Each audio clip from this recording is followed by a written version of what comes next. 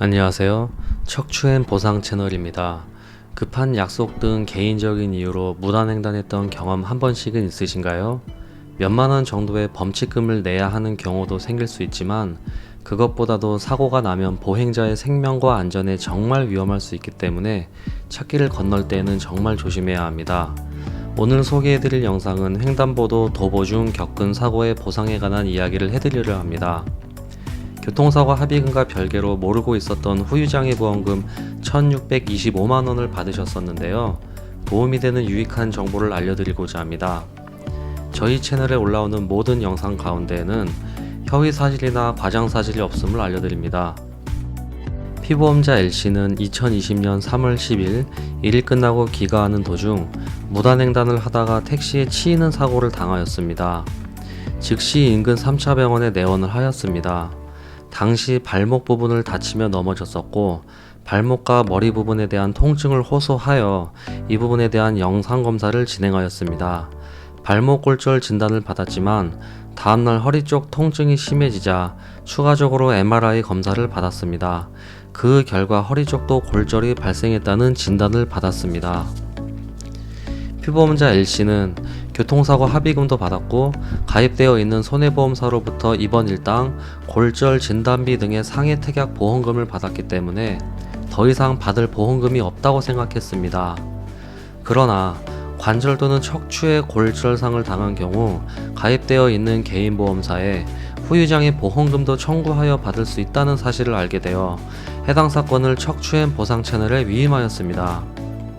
척추엔 보상 채널은 보험약관 적용의 적정성 여부를 판단하고 후유장애 보험금을 산정하였습니다. 그리고 장애 진단서 및 필요 서류들을 구비하여 후유장애 보험금을 청구하였습니다. 보험사 역시도 청구된 보험금의 적정성 여부를 판단하기 위해 내부 의료자문을 통해 손해액 평가를 시작하였습니다.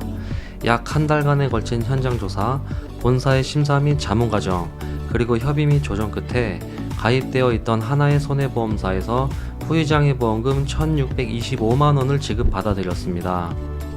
지금 이 영상을 보고 계시는 시청자분께서는 후유장애 보험금을 알고 계셨나요? 후유장애 보험금은 보상금액이 최소 수백만원 이상인 만큼 액수가 적지 않고 지급 기준이 까다롭기 때문에 보험사에서는 이 보험금을 알아서 챙겨주지 않습니다. 골절 등으로 인해 후유장애 보험금을 받을 수 있음에도 몰라서 못 받고 계시는 분들이 최소 80에서 90% 정도나 됩니다. 또한 이 보험금은 일반인 분들이 개인적으로 청구하거나 보상받을 수 없습니다. 왜일까요? 후유장애는 관련한 평가 방식과 인정 기준이 별도로 마련되어 있기 때문에 이에 부합하는 경우에만 이 보험금을 청구하여 받을 수 있기 때문입니다.